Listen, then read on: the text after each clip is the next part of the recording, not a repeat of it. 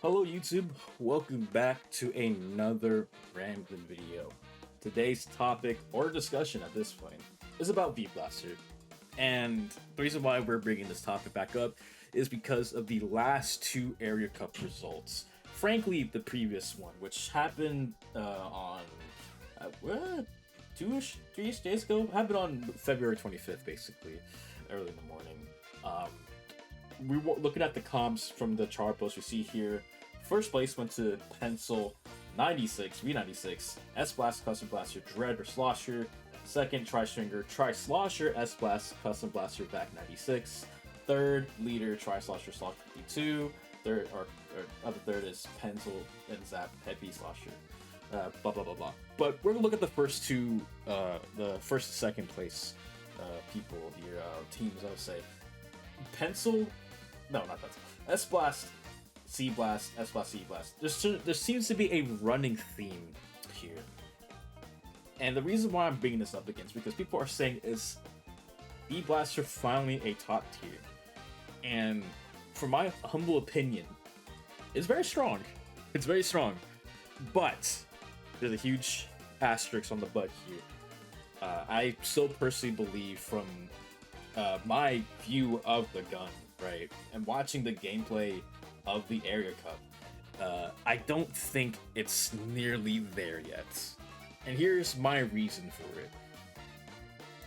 The comps you're seeing that are being run are guns that just work with Custom Blaster and V-Blaster, right? They support it heavily, right? Let's take example the first place winner, which they had a Pencil, they have a VAC 96, and the Dread, since, you know, Ko mostly played Dread throughout the tournament, instead of Slosher, which Ko, or Ku, I believe, is how to pronounce it. My apologies for the pronunciation, I'm really bad at it, but usually plays Slosher, he's a good bucket player, right? But you're mostly seeing Dread.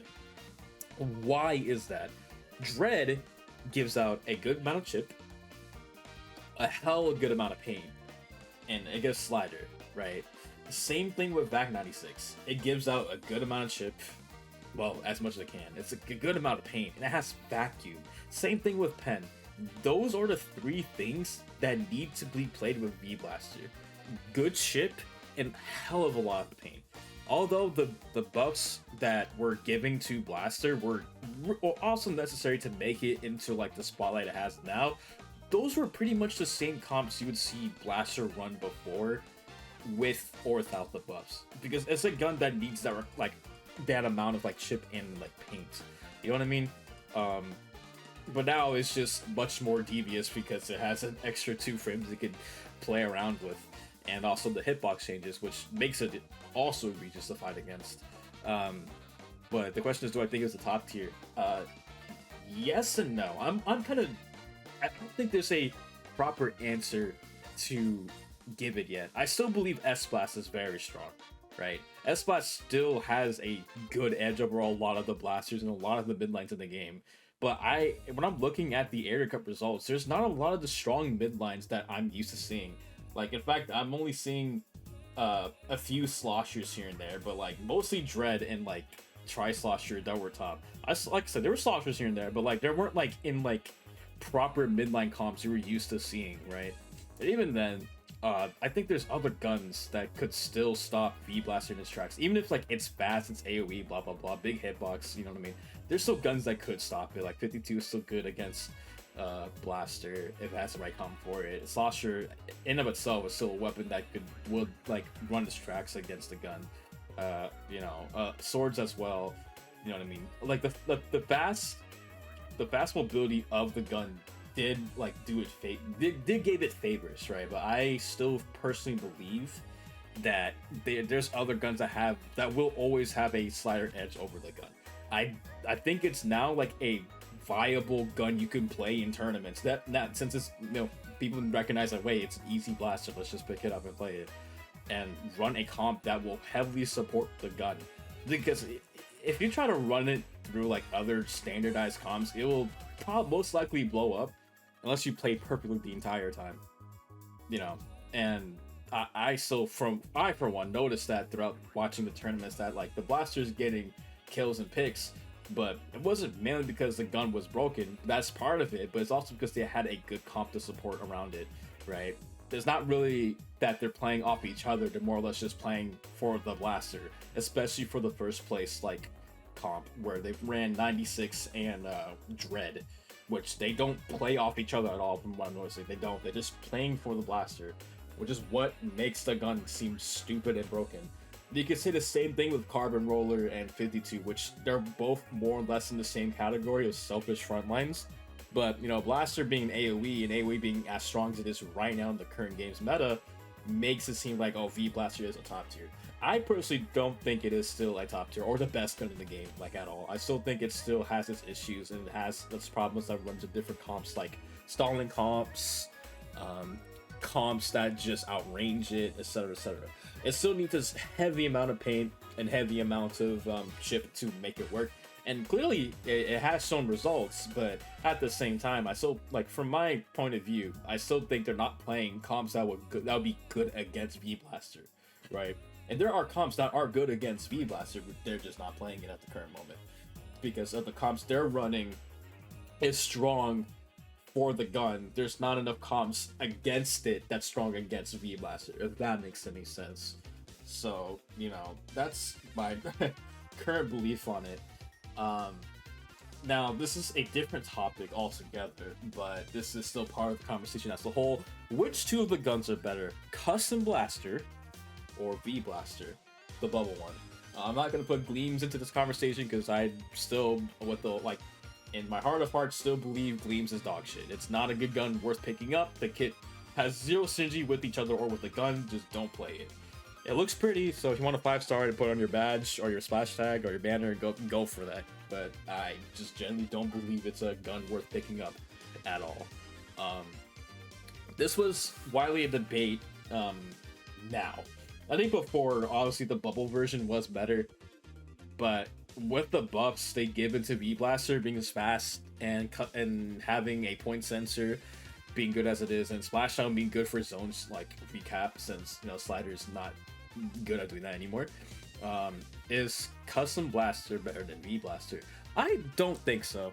I just personally believe that people are running comps that work well for the Slayer.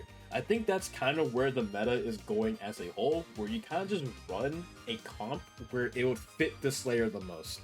And it has to be like a good Slayer, like a 52, a decav.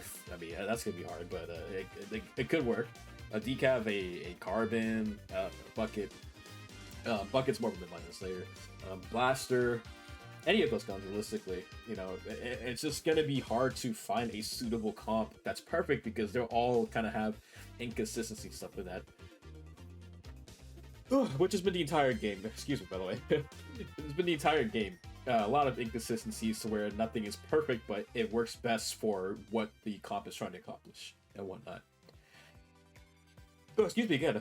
So I still believe V Blaster is still definitely better comp, but because of zones, C Blaster won 2 area cups with the first time one with the brush heavy and a ped. Second time one with the pen, Dread 96. Notice how, once again, both comps have heavy amounts of paint, a good amount of chip, or they just play off the blaster doing something, or the blaster plays off the other gun who's just playing forward, right? So there's not really a lot of like standardized midline comps like what you see with Bucket, S-Blast, Pen, and like whatever mini or other splash, like whatever like support that will come to mind. It's just mostly fighting guns or guns that just stay alive the entire time, which helps Blaster a lot because the Blaster is just mostly going to be fighting and dying, and you will most likely get support from the chip or the other front lines they'll get. So it's just strong. It's just really strong. But V Blaster right now, I still might need a little bit more data before I make probably a third. I'll probably make a third video on this. This is like my second follow. This is my follow-up video on the first video, but I'll make another video about how I really feel about the V Blaster propaganda. Well, it's not really propaganda. The V Blaster truth that's been happening recently, the resurgence or renaissance, I would say, the V Blaster renaissance. since it's been being powered up and all that jazz. But yeah, it's definitely really strong.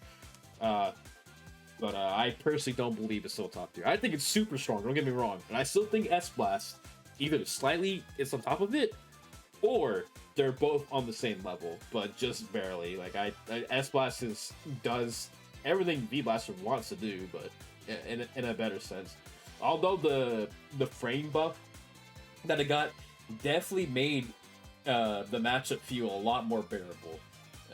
V-Blaster will still lose in some areas in regards because of the range aspect and whatnot, but I still believe S-Blast will just be on top. I just genuinely believe it. Even if like V-Blaster got all these changes and whatnot. But like I said, we'll just have to wait and see for the future. For me personally, I don't think so. But hey, only time will tell. But yeah, that's my rambling video for today. Thanks for watching, y'all.